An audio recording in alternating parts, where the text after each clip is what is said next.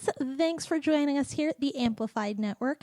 Your show will begin in just a few minutes, but first I want to go on ahead and shout out to our awesome sponsors. First, we have the Mouse Merch Box. It is an official Disney subscription box. It is $60 quarterly if you subscribe, or $70 per box. It's going to come with $120 to $150 worth of exclusive Disney apparel and merchandise, so definitely check that out. If you do decide that you want to check them out, we do have a coupon code for you. Coupon code is going to be Springs20 for 20% off of your order. Next, we have the Great Adventure Supply Company. Great Adventure Supply Company is really cool. They have a bunch of 80s and 90s themed pop culture themed Disney and theme park apparel. So if you're like me, you miss the 90s, you love that style. They recently released some new exciting additions to their store. Be sure to check them out. And we also have a coupon code for the Great Adventure Supply Company that's going to be Magic15 for 15% off of your order. So thank you so much for joining us. We greatly appreciate you and our sponsors. So stay tuned here on the Amplified Network. Your show will be coming up soon.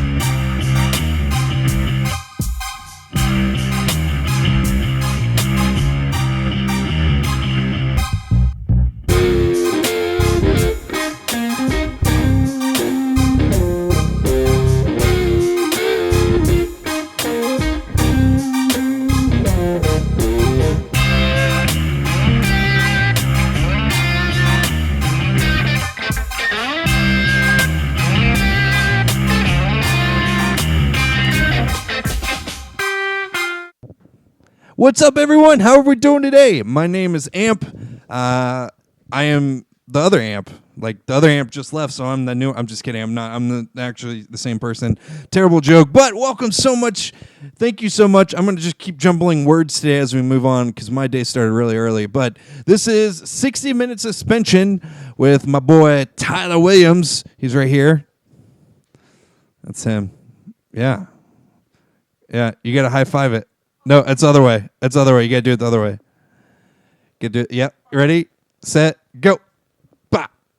Bop. Yeah, it's close enough. Anyways, for audio purposes, what we were doing was trying to, give each other high fives through our dual-way communication system that we have here at Amplified Network.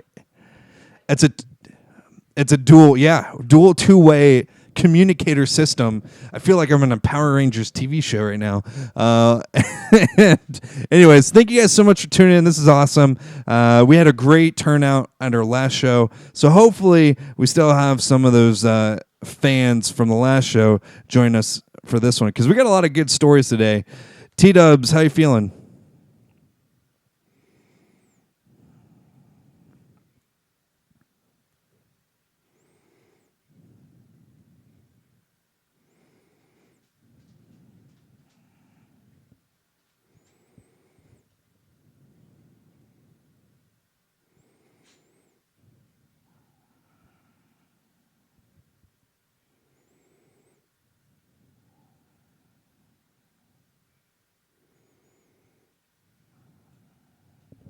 Yeah, we got a lot of good stuff, but we got to get through the bad.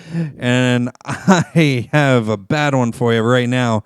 We're going to drop this as this story unfolds. Just kind of follow with us. If you ever have any stories that you guys ever want us to talk about or share, or just kind of go over with you guys, Tyler and I do a pretty good job of investigating everything that we can before we bring it to you. And in this case, this story it really could have probably gone under the rug, but here at 60-minute suspension, nothing goes under the rug. Yeah. So, anyways, moving on. So, as the title is suggested, it is Megan versus Trump. And when we say Megan, we're talking about Reagan Rapinoe. I hope I'm... Rapinoe, yeah, Megan Rapinoe. She is the co-captain of the U.S. women's national soccer team. And not to only get super hyped about that, I mean, this will be in our feel-good story later, but they're going to the finals, everyone. Hey-o! So that's pretty exciting. So anyways, Trump and versus Megan, let the battle commence. Ding, ding. All right. So basically what happened is that... babe, can you check the volume on Tyler? People are saying they can't hear him. So while we're getting that technical situation handled, sorry everybody, we will get that fixed. So Donald Trump tweeted Wednesday that he will invite the U.S. women's national soccer team to the White House following this year's Women's World Cup. Cool. That's a pretty, that's actually a nice tweet, considering that Donald Trump typically tweets negative things. So that was a really nice tweet from him. Continuing on, Megan responds to that in social media, or actually in a video clip shared Tuesday on social media, and I quote, "I'm not going to the effing White House," end quote. That is what Megan wrote in response to Donald Trump inviting her and the team to the White House after the World Cup. So we continue. What did you say? Yeah, she comes out right out of the gate. She's expressing her views.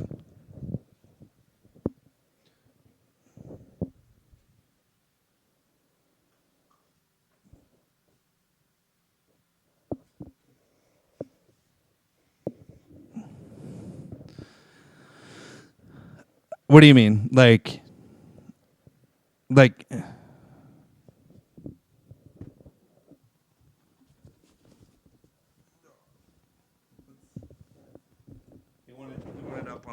wanted it up on the table. So, anyways, no, they haven't won yet. But that was Trump inviting them to the league. So it wasn't just like her just saying no. Like he was kind of jumping the gun a little bit, inviting them to the league, from my understanding.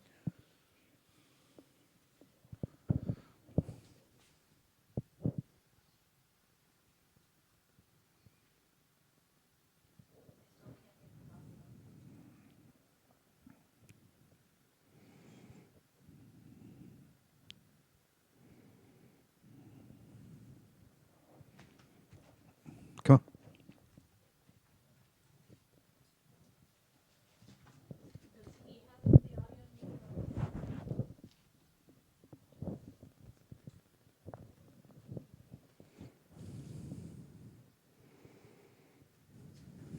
Hey, Tyler, real quick. I don't mean to stop you. Tyler, real quick. Make sure your mic isn't muted on the Skype.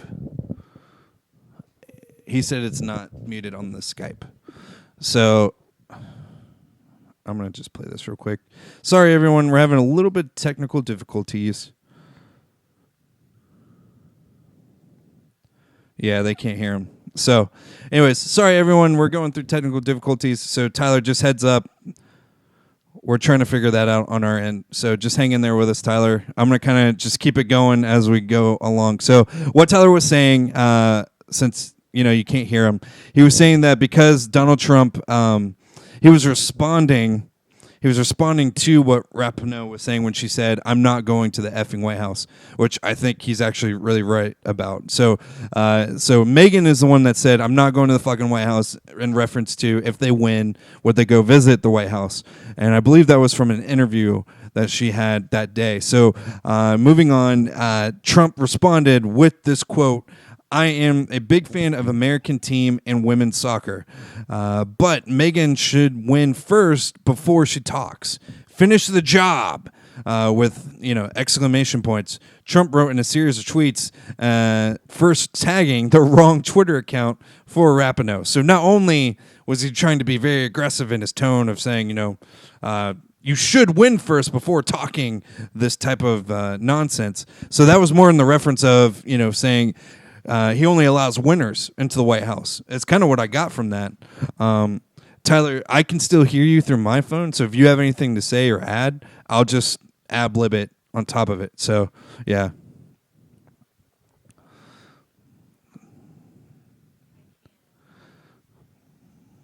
So...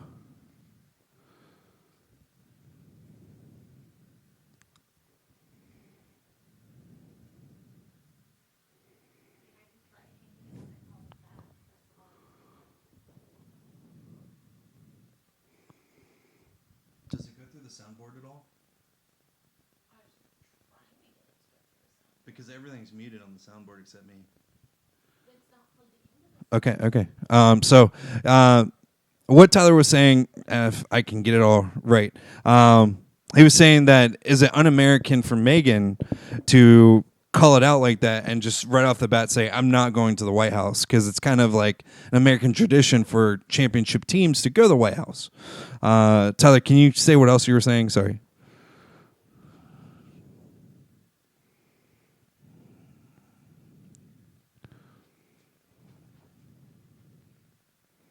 Yeah, so the way she's approaching it may come off un-American by just blatantly saying or kind of going into the assumption that they're going to win the whole thing and then get invited.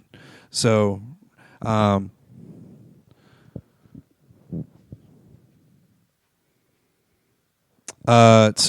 Tyler, if you want to do that, because Mackenzie said the same thing, if you want to try and hang up and then try it again, and then we'll keep it going while you're at it.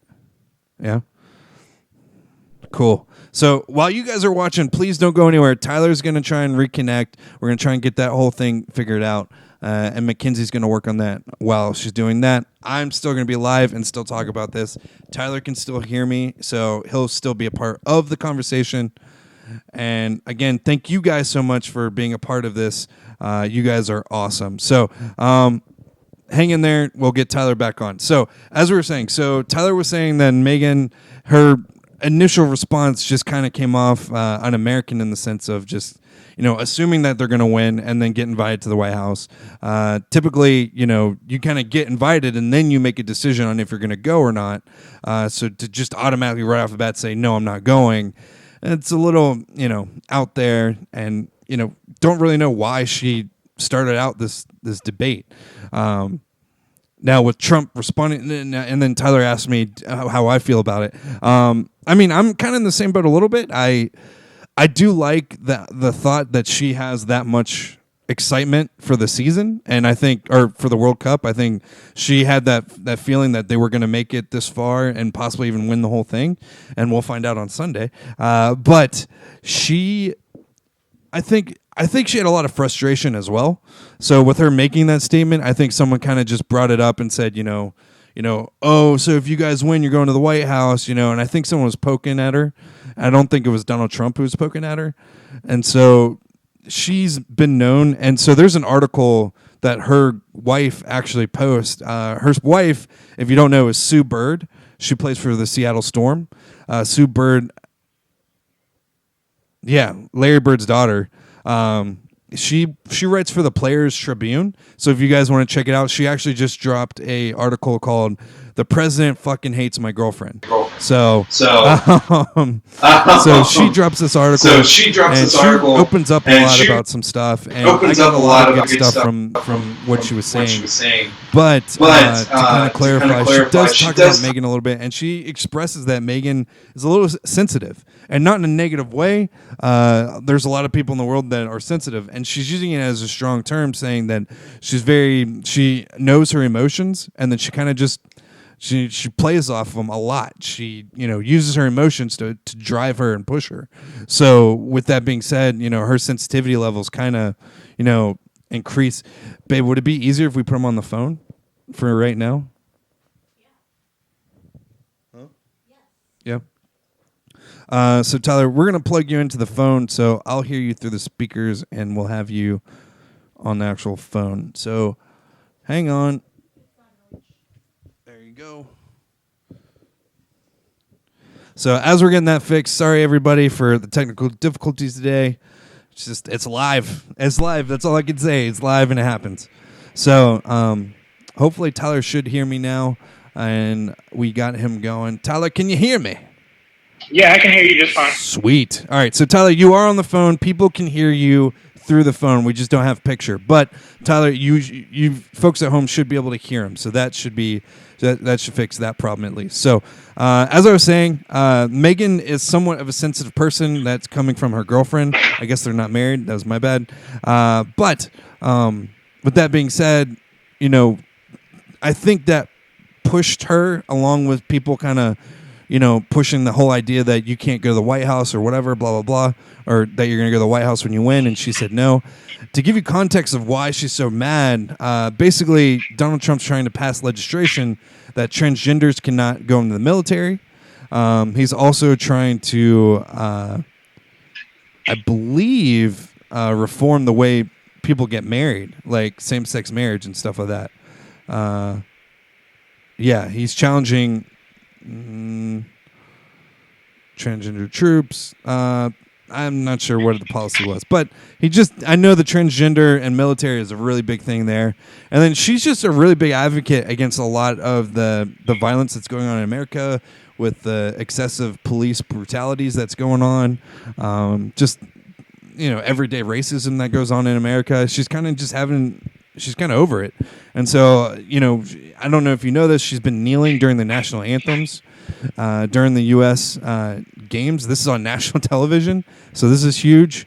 And, I mean, honestly, her kneels are probably a bigger deal than the NFL games, to be honest, because, a lot of NFL players still kneel, and they kind of not even try and show it anymore. But her doing it during the national anthem when they're doing their camera pans, and you see all the players standing there, and then she's the only one kneeling. It's kind of a big deal, she's making a big statement with that. Yeah, so I know I'm kind of rambling a little bit. I was trying to get us caught up there. Sorry. So, Tyler, you got any more on the opening statement of I'm not going to the fucking White House? I mean, I agree with her, but I thought it was a little bit too early to make that kind of a call. To say something like that is a little bit jumping the gun, I feel like, as well. I kind of stand with her. She's definitely been one like you. Technical difficulties all over the place. What is that? There you go. Oh, we got sound again. Okay. Tyler, one more time. Sorry. Okay. So I thought that maybe not. That she. I thought that she. This is one of those days where nothing wants to work. Give her 1 second. Now we have sound again. Okay. It's okay, babe. It's okay. Tyler, can you say something for me? Check. Awesome. Check. Checking again. Check. Yep. Check. Sweet. All right, cool. So, sorry. Start again from where you were talking about Rapinoe. I feel like she kind of jumped the gun a little bit on this call, what she said. I understand if she would have said something like, no matter what happens here, I may not attend whatever celebration may happen at the White House. But to assume that a celebration would happen, because I don't know if you hit on this or not, but you definitely brought this up to me, and this was your find. I was like, man, that's a good find, Amp. Sue Bird was saying that Did you say that she said that the president did not invite the women's Baylor Bears who won the national championship? Right. Um, 2019. they Yeah. Yeah, 2019. Who else did they? And Who then else did he not invite? Amp? the 2017 South Carolina women's basketball team. Okay. And to add more context to these, so the 2019 Baylor's women's basketball team is coached by a white woman, the legendary Kim Mulkey. And then they were invited. Wait, what? Okay, sorry. So I'm looking over this again. Okay. I'm just rereading because I don't want to say the wrong thing. So I'm going to read out what exactly she wrote. So in 2019, when the Baylor women's basketball team, coached by a white woman, also a legend, Kim Mulkey, they won the national championship. They were invited to the White House with no issue. Okay, so that's context. She was a white woman coach. She was a white woman coach. Now, 2017, all right, when the South Carolina women's basketball team, coached by a black woman, the legend Dawn Staley, she won the national championship. They were not initially invited to the White House. Then, this is a really big one. This one, really big. Donald Trump has never invited a WNBA women's national team to the White House. Wow. Yeah, that's a big one, especially since the WNBA struggles for support in all sorts of ways. So it'd be nice to have the president back. The team. Whatever team wins the national or whatever team wins the championship in the WNBA. So, but he clearly hasn't. Yeah. Clearly. He clearly doesn't like it. Caroline chimes in. I feel like if Trump says, if you win, you're invited to the White House, she's completely in line to say, if I win, I'm not coming to the White House. Like, it's just a reaction to the cards that were already played for her. True. Yeah, but I think the only thing is that what we're trying to say is that he never initially asked her to come, because... an invitation still has to happen. You don't just win a championship and then you show up at the White House. Yes, that does. It is expected, absolutely, especially on a World Cup, situation. But at the same time, it's not always. It's still an invitation, and clearly he has failed to invite other women's champions who have fought in their own, field or battle, and that's been an issue. Whether it be soccer or tennis or what have you, it's been a struggle to see the president invite any women to the White House for a ceremony. Even if our women don't win and the championship, they still deserve everything. They still deserve that some sort of ceremony like that. Yeah. But it may not happen. But he just said I'm already inviting you. Afterwards. But I get it. I would expect to be invited to the White House if I win the World Cup at the very least. The very least, they don't get enough, but you would expect them to be invited to the White House. However, it's not a given per se. To continue on this little back and forth, and to be fair, Meghan really never says anything back to him, honestly. But Trump goes on. He says, "We haven't yet invited Meghan or the team, but I am now inviting team, win or lose." Trump added, "Meghan should never," and this is, okay, I don't want to be a political person on the show, but he makes it really hard sometimes, and I really hate this quote. Okay, and this is quoted by Donald Trump on his Twitter. Meghan should never disrespect our country, the White House, or our flag, especially since so much has been done for her and the team. Be proud of the flag that you wear. The U.S. is doing great. What? Yeah. What does that even mean? What are you talking about? Why are you even bringing this up? Because she doesn't want to come to the White House does not make her less American, does not make her disrespect the country or the flag. The whole idea of her not wanting to go is as she doesn't want to go. She doesn't like you. She doesn't like what you stand for. She doesn't like where this country is going. So her not wanting to come or wanting to hang out has nothing to do with her disrespecting the country. If anything, it makes her more American because she's standing up for what she believes in. Which exactly. I don't know. The last time I read a history book, that's how the U.S. was created, for standing up for what they believe in. So yeah, exactly. You're completely right, and this makes people almost more American than your average everyday American who pays their taxes on time and all this stuff. You know what I'm saying? Who is the perfect American?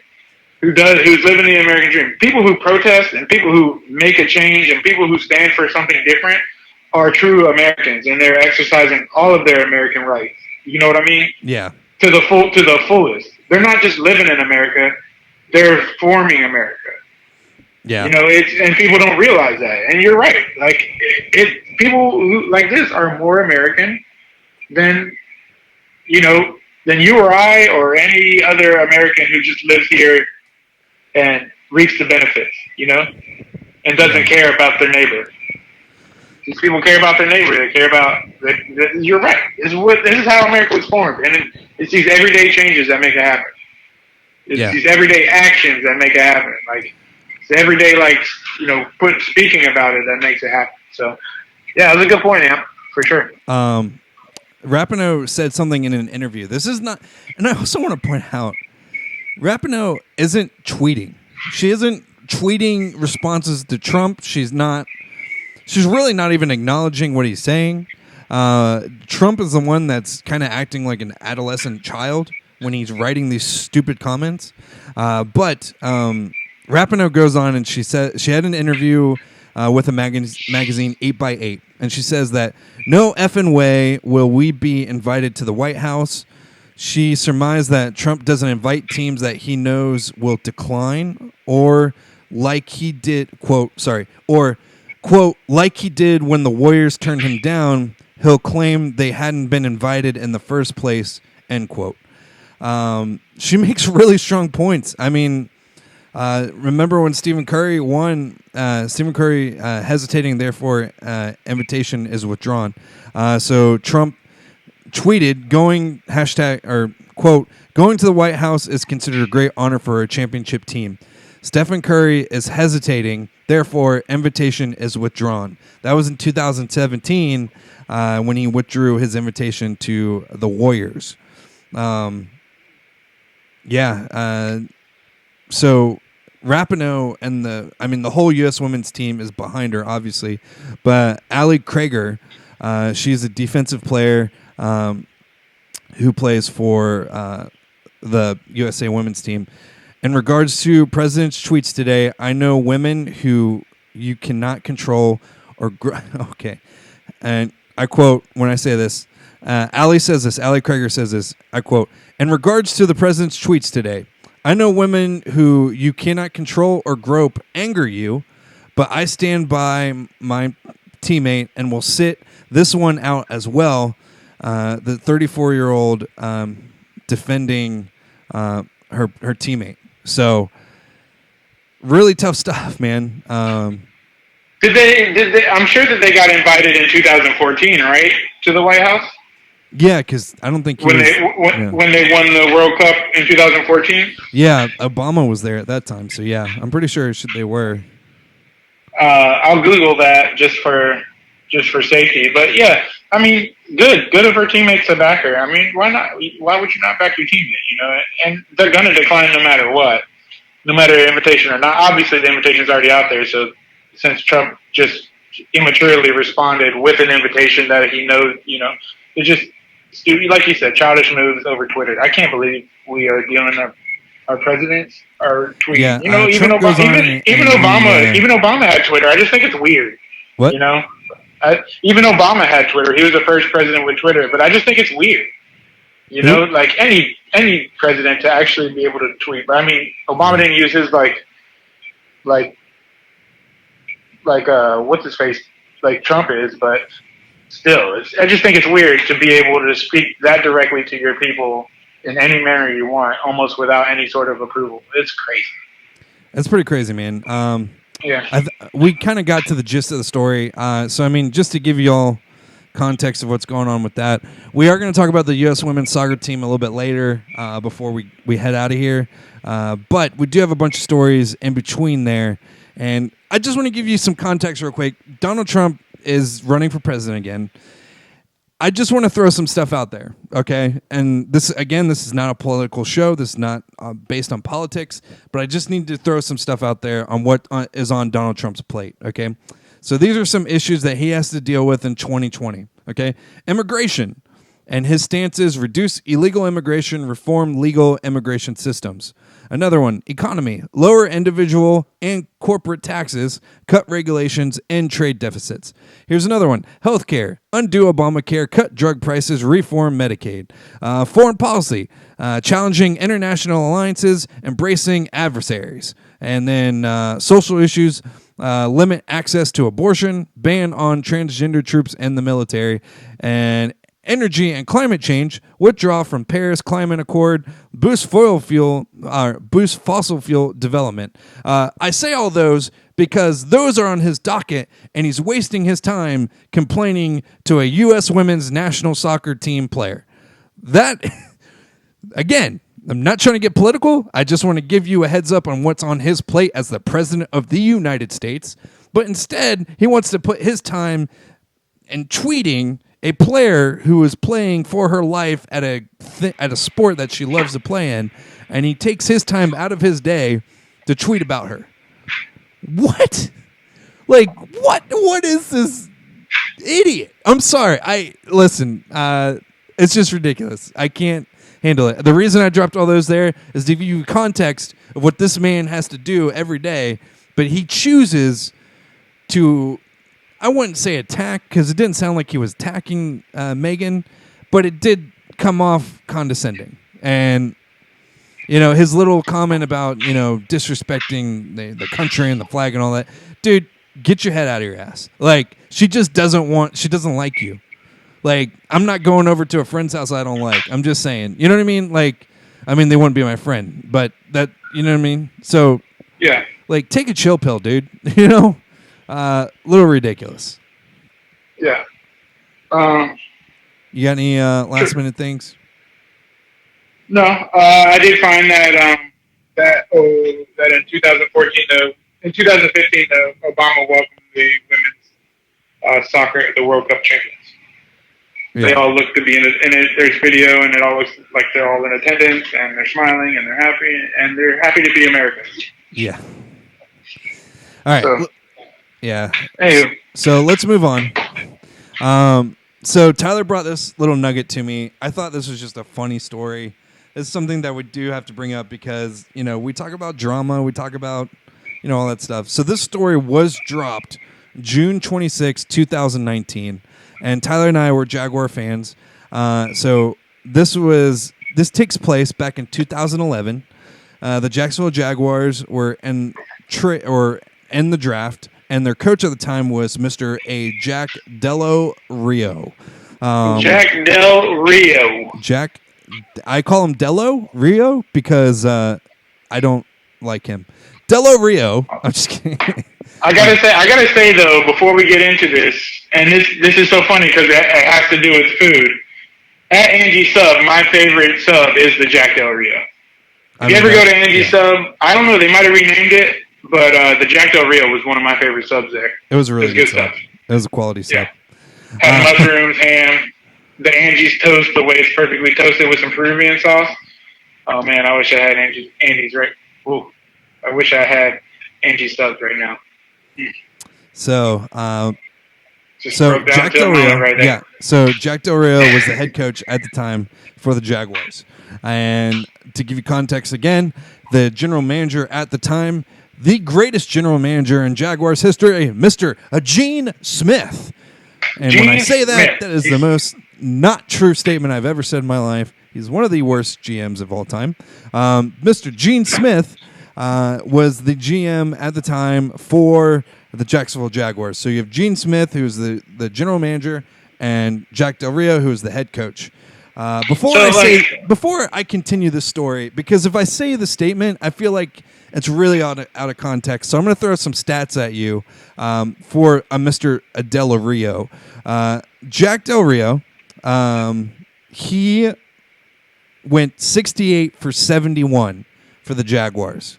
So their total record and a win-loss, the win is the first number, the loss is the second number, 68 wins to 71 losses in Jacksonville for 9 seasons. Ugh. He had 2 playoff appearances, 2 out of 9 seasons.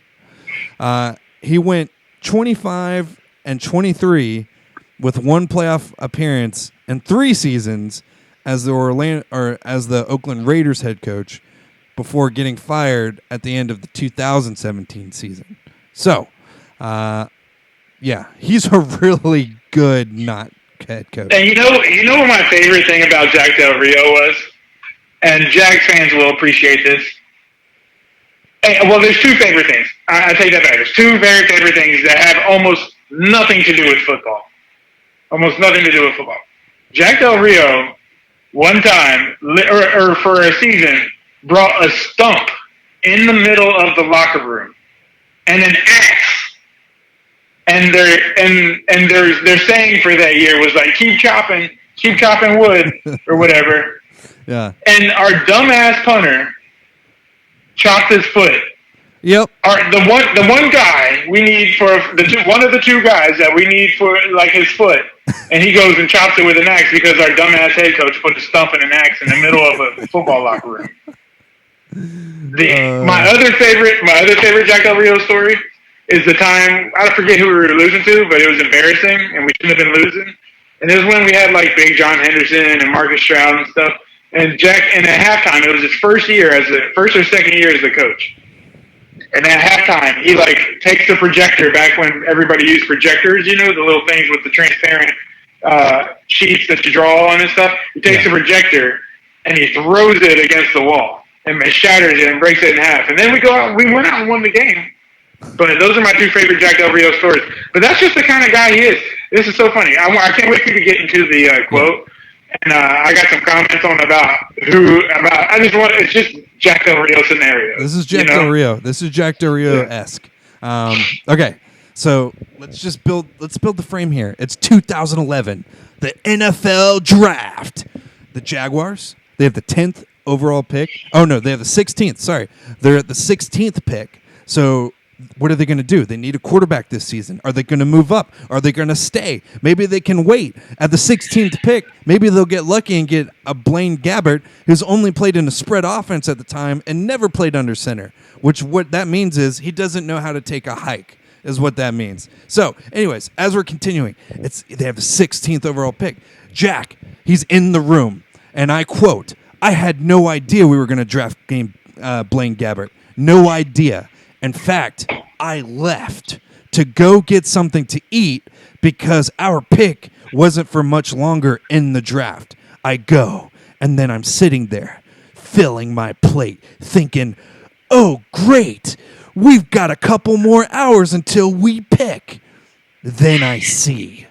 So to give you context, this is all quoted by Jack Del Rio. So everything I just said, Jack Del Rio said. Okay, so he's out of the room. He steps out of the room. He thinks, "Oh man, I got tons of hours to go. I don't have to sit here and wait for this. I can go eat because I'm a big boy. I'm hungry. I'm a head coach of an NFL team. Doesn't matter. I can do whatever I want." So, on the biggest night of franchise's year, which is the draft, I consider it one of the biggest nights because it's your future. You leave to go get food. Now, let me continue where he left off. Then I see the Jaguars are on the clock. I'm like, what the blank is going on? You think he really said blank? Yep, that's what he says. That's what it says. Said blank. What the blank is going on? What the blank is going on?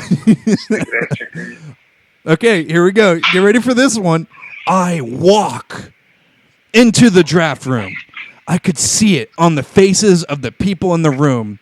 They knew how uncomfortable that was, how wrong that was. And that's how he describes the situation. Now, so what happens when he walks into the draft room? They traded up from 16th to 10th. And the reason they did that is because the greatest GM of all time, Gene Smith, traded up from the 16th spot to the 10th spot for none other than probably the greatest acquisition the Jaguars could have ever gotten in the history of its whole franchise, Mr. Blaine Gabbert. Incredible. So basically what happened was the head coach steps out, gets a bite to eat. While he's out, he looks up at the TV. Oh, I got all the time in the world. Fills up his plate, starts eating it a little bit, realizes, holy blank, we're on the clock. So he doesn't run. This is probably my favorite part of the story. He doesn't run. He does not run to the room. I quote, I walk into the draft room. He didn't say run, burst. He didn't say, I was so angry when I got in there. He didn't say anything. I walk into the draft room. This is the head coach of the football team. Oh, my gosh. This is incredible. So, yeah. I think it's hilarious because I really think, like, you know, Jack Del Rio is kind of a dumbass. Like, when you look at him, Tyler, he's a blank. He's a blank. He's a blank. He's just kind of a blank. Yeah. You know? Yeah. No, that's actually much better to describe him. Just a blank. He's just a blank. But no, he carries himself as like this. He's kind of like a charming dude, but he tries to pull off like this badass kind of thing. But he's not really that badass. You know, he's kind of badass, but not really. But at the same time, you can tell he's totally kind of a dumb jock. You know.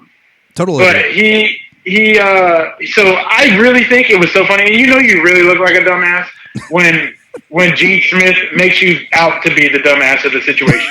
You know what I mean? Like, if Gene Smith is the guy making you look dumb, you have really fallen on hard times.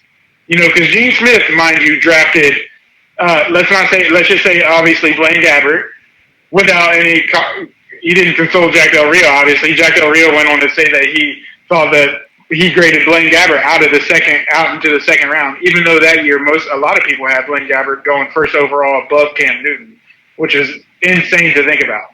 Anyways, so Gene Smith drafted Blaine Gabbert, Harvey from the University of Florida.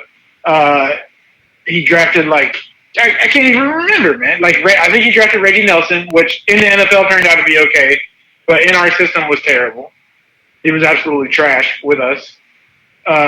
He drafted Justin Blackman, you know, and it was just an overall trash GM situation. So if he makes you look bad, you are bad. If he waits for you to leave the room to sell the franchise, to move up in the draft, you are the worst part of the franchise, and that is a known thing. So now, I used to think it was all Gene Smith's fault. Now, with this situation, I completely feel like Jack Del Rio was the fuck up of the whole thing. Like, the whole situation was probably like, oh, Jack left the room. All right, trade now. He's gone. He's going to trade up. Now let's get his ass and trade whoever we can get. Let's get Blaine Gabbert. 10th pick now. Let's trade. Let's go. Jack's out. And, now, it just made him look so dumb. And to give you more context on this, Jack Del Rio was fired after this season. So this was the year that they drafted without his knowledge, and then they fired him at the end of the season. So, I think it was mid-season, wasn't it? I don't remember. Yeah, it was during the season. Yeah. Yeah. I'm pretty sure it was during the season. Yeah, because was it Cutter or was it the defensive coordinator? I think it was Tucker. Was it Tucker? I think it was Tucker. Mel Tucker. Yeah, Mel took Tucker. over at play calling. Yeah. Defensive coordinator. Very, very fun story. I'm really glad I got to story tell that one. That was fun. I want to keep moving through because we were having technical difficulties today. We have a lot of stories to get to, so I don't want to shortchange them, but I kind of have to because there's one story that I kind of want to put some time in. So I'm just going to kind of catch you up on some stories we've already covered. David Ortiz, Big Papi out of Boston, they found who they think is the mastermind of the whole shooting. Police say Victor Hugo Gomez was detained in the Caribbean country. They don't have much other details on what he was, how he was apprehended.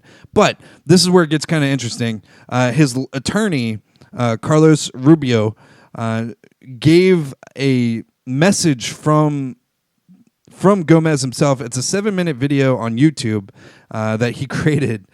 Pretty incredible. And this is, I quote, "I would never do something like this," Gomez added, that he did not try to kill his cousin, and least of all, David Big Papi. At the time, his cousin was the target, and his cousin was the one that was hanging out with David Ortiz. So the target was his cousin, but they shot David Ortiz. So I quote, "I want to clarify that I have nothing to do with any attempt on the life against David Fernandez. We're family." Then he spent most of the video accusing Fernandez of having ties to drug traffickers, saying many people would back up his claims. Fernandez did not return a message for comment. So, like I said, Fernandez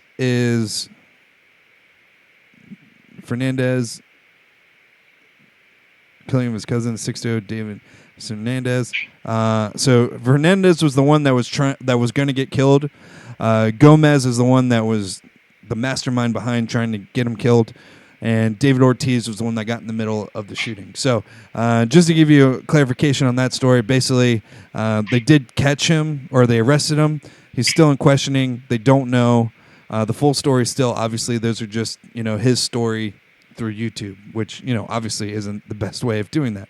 So anyways, there's that story. And then also Ezekiel Elliott, he met with the commissioner today, as of Tuesday, and this was a Twitter post that he wrote. "I met with the commissioner to share with him what occurred in Las Vegas and what I've learned from that incident. I've worked hard to make better decisions, and I live up to the high standards that are expected of me. I failed to do that here, and I made a poor decision. I apologized to Kyle Johnson at the time, and I meant it. I need to work harder to ensure I do not put myself in a compromised situation in the future.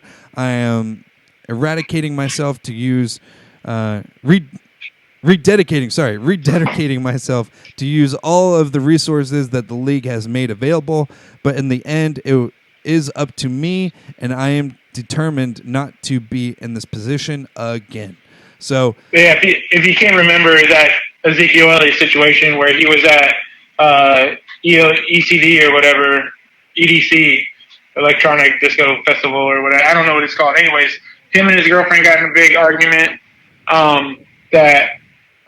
And it looked like they were fighting out in the parking lot, which led to security to kind of get involved. Not physical fighting, but it kind of led for security to get involved and kind of take over, which then led to Ezekiel would look like nudging somebody to trip over some barricades, and he kind of fell or kind of kept his balance-ish.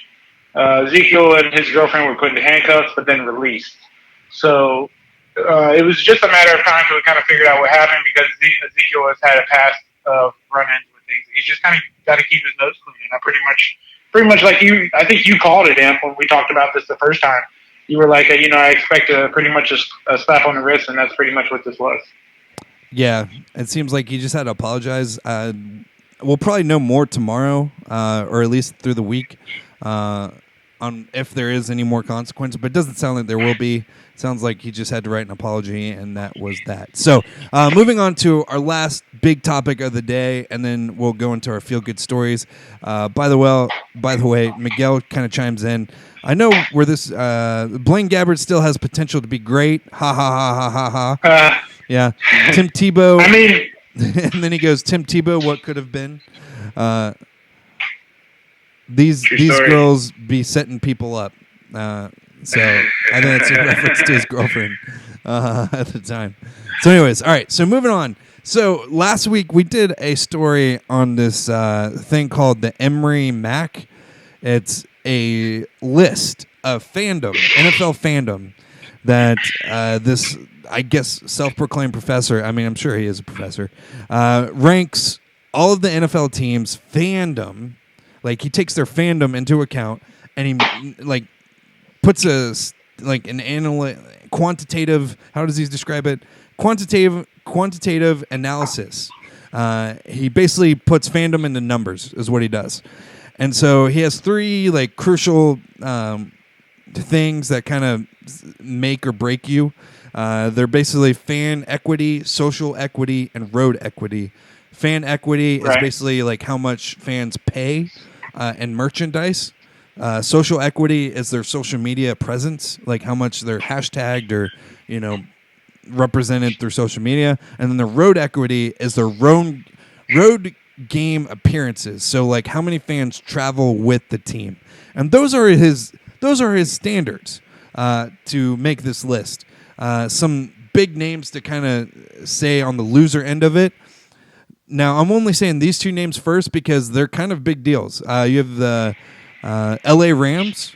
They're a new team, but they're pretty popular because they're winning a lot. Kansas City Chiefs are another big one. They're doing a lot of winning. They're really like a lot of people like these two teams. The three lower end teams would be the Jaguars, the Tennessee Titans, and the Bengals. Which I'll give you the Tennessee Titans and I'll give you the Bengals. They definitely should be at the bottom. But he put the Jaguars, I think, third or second last. Which I think that they were 29th, I think. 29th. Which hurt, dude. Yeah, third last, which that's really tough call. I don't know. I don't think that is right. That's not right. That's not right. So it may not be that much more. It may not be top of the league or top half of the league, but Jacksonville is definitely A, better than Tennessee, B, better than all. They're at least in the top. I'd say top 16 or 17 as far as fans. For such a small market team, they're good. But there was widespread disappointment about that Emory fan poll. That quantitative calculation of how fans. When you start talking about quantitative and calculations. Yeah. You've never been a fan of any kind of sports team. I got to call you bullshit. You don't know what it is to be a fan. If you're talking quantitative and calculative type shit, I don't want to listen to you talk about sports, honestly. But this new poll that Bleacher Report did, this was like they heard the fans clamoring about how sorry and how they thought that the Emory poll was tough, so they redid it and they used kind of different parameters to judge fandom. They use engagement, which is like loyalty. Or they say loyalty is such a loaded term. So engagement measures just how vocal and visible the diehard fans really are, especially after a 5-11 season or two. That one will definitely play into factor for teams like the Jags or the Titans or. It could even play negative for teams like, I would say, the Bengals. Like, their engagement is probably low. They do cuisine as well, so if you're not a good team, you can be judged by your fandom based off of your tailgating, basically, and your restaurants around your stadium. Savvy is another one, and it says, we don't want to insult anyone's football intelligence, but some fan bases have a reputation for reasonable and informed discourse. So, like, basically saying some fans don't really know what they're talking about. Or they're really not they're just kind of either a bandwagon fan or blah, blah, blah, which would kind of play into the Patriots. These are on a 1 to 10 scale. And this last one is pretty funny, which is actually, I think, a good way to judge fans, is their internet personality. So it starts off with a -5 to a +3. So I guess you can get into the negatives if your team has a really bad internet presence or maybe just a really nasty internet presence. So it says, like, sorry, normal folks, this is where your reputation is defined by how the loudest, honoriest contingent of your fan base comes across comment threads, Twitter beefs, and angry emails to sports writers. That's really funny. But, there's a ton of internet beef out there, so that's a good category to include, especially in this day and age. So I don't know if you want to get us rolling. I don't know if you want to go from bottom to top or if you want to reveal the top team first, but I'll let you decide that, Am. Yeah, let's just do the top 5 and the bottom 5, and we'll compare them to the actual report that they dropped. We'll name drop where the bottom 5 that I just said. We'll say where they are in the actual list, but to kind of give you context of where everyone is, here, we'll do the bottom 5 real quick. We got to do this pretty fast too. So, like coming in at 32, you have the Washington Redskins. Their fan score was a 13.5. Like what Tyler was saying, he basically he puts a number with each one of these actual titles, like engagement. They only got 5, cuisine 5, suave 7.5, and then their internet personality a -4. So that drops their score even lower. I got to tell you, as I can actually understand that, because as a sports writer, sometimes I join all these Facebook groups or Reddit groups or whatnot, or Reddit threads, and I try to kind of get. So I joined a Redskins Facebook group, and man, it is one of the dullest Facebook groups I've ever been a part of. I cannot get in a fight with anybody. I can't intrigue anybody's mind. Everybody pretty much just agrees with what you're saying. So that's hilarious. That's a good point. It's funny though, because the Redskins have been known to have a decent fan base. Maybe not as of late, but back in the day with the hog mollies and stuff. All right, go ahead, Amp. To kind of round out the rest of this list, the Arizona Cardinals are at the bottom. A lot of the reason for that is because of their fan engagement. I don't ever see their fans anywhere. I don't even know if they have fans. Tennessee Titans are in their bottom. They're at 30, which they're also in the bottom 5 on the original list. Again, their engagement just really isn't that strong. They have no internet personality, so they're at a 0. And then, again, the Bengals make it into the bottom 5 as well. They have very little cuisine there, so they're not big on food. And then no internet personality.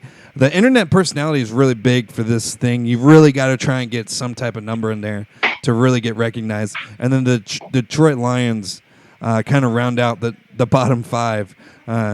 Obviously, they're not big on internet there. So the internet personality for the Bengals is pretty bad too, man. It's at least they talk about stuff a little bit, but it's pretty lame. Some key teams that are kind of low. You have both the Tampa Bay Buccaneers and the Miami Dolphins, both kind of rounding out close to the bottom 5. Now, what really drew my attention, though, is the Los Angeles Rams are at 25. And I get both lists kind of describe this as because the team moved, that's why they don't really have a fan base, because they did move. And so that makes sense because the Chargers are right there with them with the Rams. But I think the Rams are pretty popular, man. That's my only gripe about this list, too. I think people are kind of undermining the Rams a lot. I really think that they're a fun team. A lot of people like their defensive, just all-star lineup that they have over there. And, they got a fun quarterback. Jared Goff kind of knows what he's doing. They're adding more offensive weapons. So, I think they had a good year. I think we're confusing success with fandom. You know what I'm saying? They had a great year, but honestly, this was spoken about numerous times. If you go to a Rams game, you'll find more just NFL jerseys than you will Rams jerseys. Good call. Because no fan can really commit to any sort of LA team that's not a basketball team, or even the Dodgers even came to LA at one point. They weren't natural born LA team. So and neither were the Lakers, so the Lakers were from Minnesota. So it's hard to commit to an LA team. I think that's why you find both of these LA teams down at the bottom of this list. That makes sense. So the fans, I think they still have to really establish a presence in the community before they can actually grow a fan base. And even the Chargers played in a soccer stadium, and I think at one point a 20,000 seat stadium they had trouble filling up. And Chargers were one of the more successful teams in the league. LA doesn't necessarily have fans, diehards. For some reason, LA doesn't have diehard fans like New York has diehard fans. To be such a populous city and to have so many transplants, there are a ton of diehard New York team fans. But in LA, it just doesn't happen like that for some reason. To give you, the Jaguars ended up 19th on the list. Their engagement was actually pretty high than the standard. They're at an 8 out of 10, which is pretty solid. Their cuisine's at a 6. So again, obviously Tyler and I are from Jacksonville. We've been to a lot of tailgates. We're still. It's a good time. it's an awesome time, man. There's tons of food, tons of free food. Everyone's like giving out free food off their grill as long as you're respectable. Suave, it's a little low. It's at a 5. Tyler, I feel like we're pretty savvy. Like we're not. A lot of the leagues consider us all hillbillies, honestly. So maybe that's kind of taken away from our savvy aspect. And then our internet personality was a 1, so at least we got a score out of it. But I'm not gonna lie to you, man. Our fan groups on Facebook are a lot of fun. I mean, and Jag's Twitter is a known thing. Like, and I'm noticing a lot of internet personality. You can only get to a 3, and I'm noticing a lot of teams are like negative or just at 1. So that's probably a positive that we're at actual 1. Because I haven't seen anything above a 1 yet.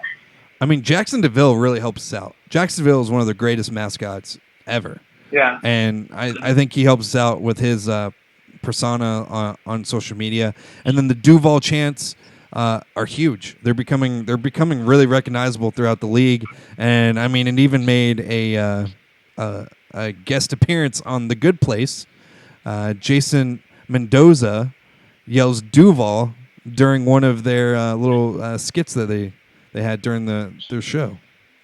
Yeah. So an internet. I'm looking through the list, and the highest I see is a +2. So even though they give a +3 option, I've only seen +2. So +1 is actually a pretty good score. So that's pretty good score. That's pretty good to be an active market on the internet. To be a small market. You know what I mean? Because a lot of other teams, like I don't know. You would expect them to have a bigger presence, like Miami. Yeah. Teams that have been around forever, or even Green Bay. I think I'm not sure what their internet presence is, but I feel like I joined a couple groups and it's kind of boring. But I have so much fun in our Jags groups, And I'm looking at some of the groups online, and like a Jags group is like 18,000 members, whereas like a Kansas City group, official group, is only like 6,000 members, and I'm like, man, that's insane. Yeah. So go ahead. To continue on just a little bit here, the top 5 to give you kind of the end to this list. The top 5 would be the Oakland Raiders. Their fan engagement obviously is always going to be high. It's at an 8, which is really good for the Jaguars because the Jaguars engagement's at an 8 also. The Cuisine's at a 6, like the Jaguars are at a 6. Where they really get us though is the Suave is at a 8.75, and then their internet personality is at a +2. So they kind of really take over there at the Suave part, savvy, but. Yeah, they're pretty high up there. We move up the list. Seattle Seahawks, they're probably naturally going to be on the top of this list. They're at number 4. Their engagement's at a 9. Their Cuisine's at an 8. They're a 10, savvy. But their internet personality is a -2. So that kind of hurt them there. But, I mean, they're still a really popular team up there in the Northwest. I'm just going to knock out the rest of this list real quick, Tyler. Green Bay Packers. Go for it.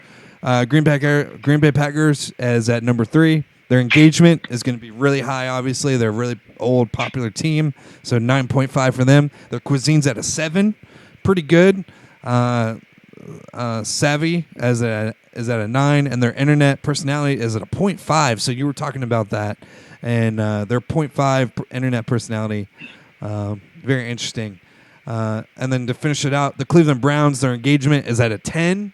It's a little high, I think. I mean, I understand that they have a lot of fans, but I don't know how they, quantify all that. The Cuisine's at a 6. They're savvy, 8.5. Internet personality +2. I don't know about that either, but they're pretty high on the list. And then number 1 overall, which was the least at the bottom, kind of makes me feel like this guy is a Kansas City Chiefs fan, but Kansas City Chiefs are at number 1. I don't know how I feel about that. Their engagement's at a 10. Cuisine's at a 9.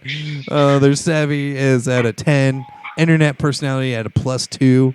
I mean, no offense, dude. I don't think their engagement's that high or their Cuisine's that good. I mean, I can't think of anything that's from Kansas City. I'm like, I gotta have Kansas City. Kansas City barbecue, bro. They're known for their Kansas. Are They're they? known for their barbecue. Yeah, it's a big thing there. Okay. It's huge. I'm telling you, dude, Kansas knows how to the Kansas fans, Kansas City fans, they do it right. They do it right. They cheer hard for their team. They cheer loud. They tailgate hard.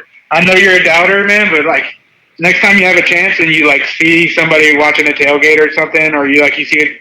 I don't know. You always see like people going through tailgates, like, and they put it on like whatever fan website. But watch them, dude. They have a good time together. They really do, and they're good. They're solid fans. Number one, I don't know. You're right. They're probably a little bit high. But they're definitely not dead last like the Emory one had them as. So, like, to conclude this topic, basically, from my understanding, like, this whole report is based on money. So the Emory report is based on how much fans spend on merchandise, their social media presence, and then their road equity, which means you have to travel, which means you have to pay for lodging, actually going to the games, so buying the tickets, buying the tailgate of whatever that experience is for you. Everyone's different. I mean, at the end of the day, it comes down to money. Their top five for that team is the Cowboys, pretty rich team. Patriots, very rich team. Eagles, pretty rich team. New York Giants, pretty rich team, I think. Pittsburgh Steelers, I don't think they're rich, but they do travel really, really well. So, I mean, I understand why he makes this report, but he's basing it more off of a money social standard than actual fan base. And I think that's why a lot of fans don't like this report, is because, I mean, if you look at it up and down, and I'm talking about the Emory report, the actual, I guess the legit quantified scientific report, you look at it, I mean, literally the top 8 teams are really old teams that have been around for a while. Cowboys, Patriots, Eagles, Giants, Steelers, Packers, Broncos, Bears, 49ers. I'll kind of stop there because those teams right there, all of them have been around for decades. So, I mean, it's not fair. It's not a real, I just feel like it's just very lopsided. So I like this new report that came out because it does give every team a legit fan chance, And they did it right. I mean, the Green Bay Packers are at number 3. They should be. I mean, they have a massive fan base. I mean, their fans own the team. I mean, their fans actually own the team. So, I mean, that's kind of huge. So, it's a very interesting report. So, you got any last words, Tyler, on this? No, I like the report. I thought it was a good. I thought it was good. I thought it was pretty accurate, fairly accurate. I like where they put the Jags. I mean, over the years, I think we're going to eventually become a top 10 fan base. Believe it or not, it just takes a while, and I think we're young and we're at a good spot right now. 19, I think, is exactly where we need to be, maybe a little bit higher. Yeah. But other than that, no, I thought it was a pretty good report, and I'm glad somebody corrected that guy who talks about quantitative calculations when talking about fans. So so we always do our feel good story at the end of the show. I have 2 today. I want to go back to the U.S. women's national team. They are on fire, man. I mean, they're unbeatable at this point right now. So to kind of take you through the storyline of the World Cup, their very first match day 1 was against Thailand, and they came out proving a point, man. And if you guys go back to our previous show or remember our last show, hey buddy, I love you too. If you go back to our previous show, I think it was like 2 shows ago, we talked about how they just destroyed Thailand and the whole issue about them over celebrating and stuff like that. I think it was a little ridiculous. But 13-0 to start out the World Cup, not bad. Then they come back match day 2. They go 3-0 against Chile. Awesome. And then they continue it to Sweden, who, by the way, Sweden is in the semifinals as well, and they play tomorrow against Norway, I believe, or Netherlands. They play against Netherlands.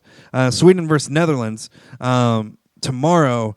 And so they beat Sweden 2-0 to finish out the group stage. So that makes them 3-0 through group stage. They move on to Spain, who Spain was a pretty solid team in the round of 16, and they beat them 2-1. Then they go to France, who is hosting the World Cup. France is actually hosting the World Cup, so their fans, that was a crazy match. They win that game 2-1 in the quarterfinals. And then today, this is why it's a feel-good story, they go against England. I mean, talk about all the drama with France. First off, you have France, who's in the home team. They were probably one of the best teams in this World Cup, on top with England and the other ones. But then you come out and you have to play against England, who is always a rival with us for obvious reasons. So England 2-1 win today, really good. Yeah, and if you get a chance, go see the teacup celebration. Alex Morgan. The teacup celebration, dude. She makes it's yeah. It's honestly the best. Alex Morgan. It's honestly the best single individual celebration of the year so far. Honestly, it has to be. Yeah. Like, to just sip the teacup while playing England is the best thing in the world. And I know it was her birthday as well. I don't know if you know that. Yeah, she's turned 30. Yeah, so after they did that, the actual French people started, French people, but the people who were attending the World Cup, which I am assuming that most are French, started singing happy birthday to her, which I thought was, we talk about feel-good moments, but after she sipped the teacup with England, then the crowd started singing happy birthday. That's just classic. Good for her. And, keep celebrating. That's the shit that people were talking about. And all she did was just celebrate and have a little bit of fun. Get off of it. So, yeah, I mean, awesome for her and the women's team. This will most likely be her last World Cup. She might be able to squeeze one more in, but I don't think she'd be a starter because she'll be about 34 around that time.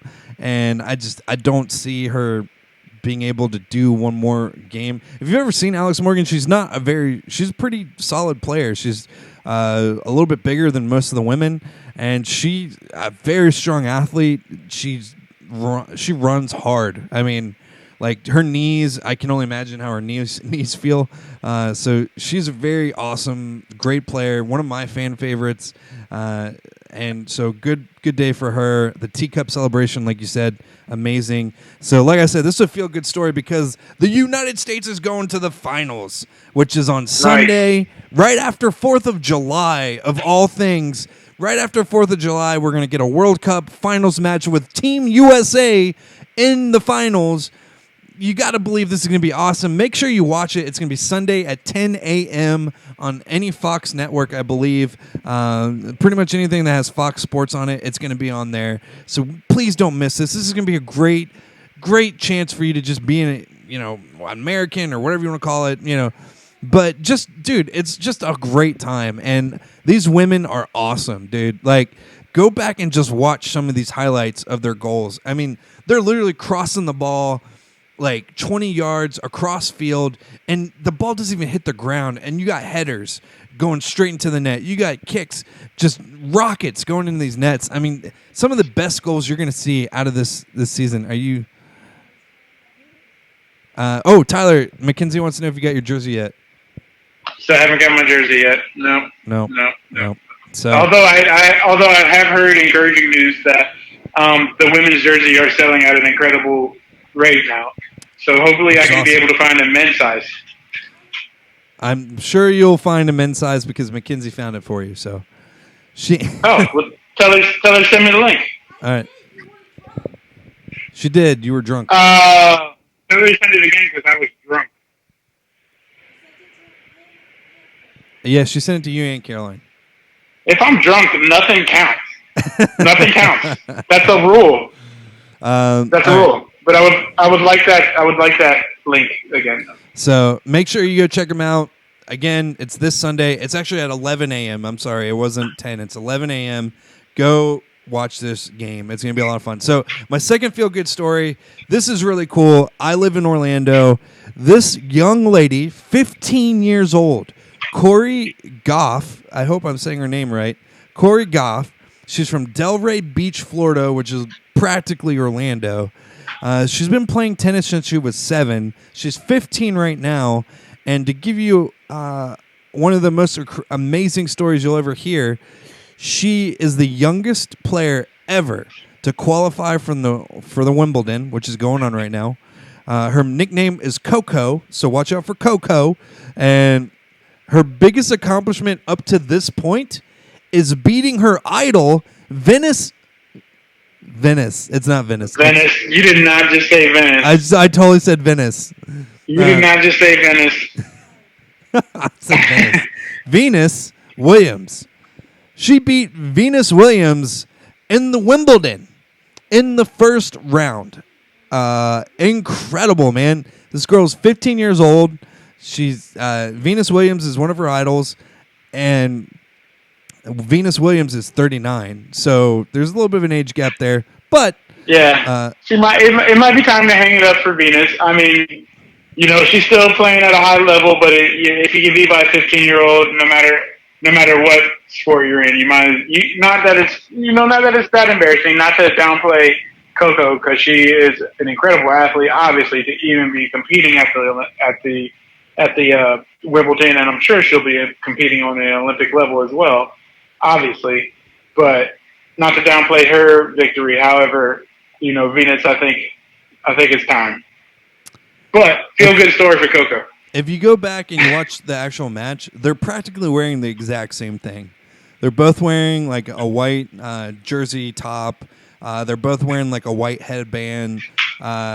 It's pretty awesome to watch because it's kind of like seeing the protege kind of trying to have the veteran hang up the racket, But awesome story, really cool. She seems like a great kid, and I hope that she just has an amazing future ahead of her. Hopefully we'll hear more from Coco before the end of this Wimbledon, and hopefully she's the winner at the end of it, because that would be the youngest winner of all time, because right now she's the youngest ever to qualify. So obviously if she won it, she'd be the youngest to win it. So awesome stuff, man. Yeah, good stuff. Feel good story for sure. We'll continue to track that. Miguel's giving me a lot of grief. Venice. Venice. Venice. I can't believe you just said Venice, Williams. I can't believe I just said Venice. that too. So thank you guys so much for tuning in. Like always, please check out our audio versions. Anywhere you like to go get your podcasts, just search 60 Minute Suspension, and we have all of our old episodes up. What episode is this, babe? We're at episode 11. We've been doing this for we didn't even celebrate double digits, bro. I know, we didn't even celebrate. Well, after 4th of July, we should celebrate with our 12th. Is that a decade? No, 12th is... It's a dozen. It's a dozen. So our dozenth episode, we will break open a dozen pack. Anyways, thank you guys so much for tuning in. Thank you guys for the audio. No, Tyler's feel good story. We always have feel good stories together. We do it together, Miguel. So, anyways, thank you guys so much for watching. Tyler, you got any last minute shout outs? Thanks for watching. Thanks for tuning in to 60 Minute Suspension. So sorry for the technical difficulties. Please check us out on our other shows. They are vastly different from this one, in a better way. Not that this is bad, but just that audio would be better on other shows. If you can't find us on YouTube, you might be able to find us at Venice Beach, or right. I don't know, maybe even Venice, Italy. Yeah. But definitely not on the planet Venus. Or next to Venus Williams. No, you can find me on theturfsports.com, theturfsports.com. So check me out there. I'm a writer for them, mainly focused on NFL, but cover all other things as well. We have a lot of good things going on there. I'll probably be dropping a decent amount of stuff soon because I have fallen behind a little bit. So look out for that. You'll probably get crazy overwhelmed with articles from me. Happy 4th of July, everybody. Make sure you celebrate your independence. Yeah. Thank you guys again. And we have a lot of cool stuff coming towards for Amplified Network, so make sure you stay tuned with that. Like us on all our social media platforms. Again, thank you guys. Have a good night. We'll see you later. Later.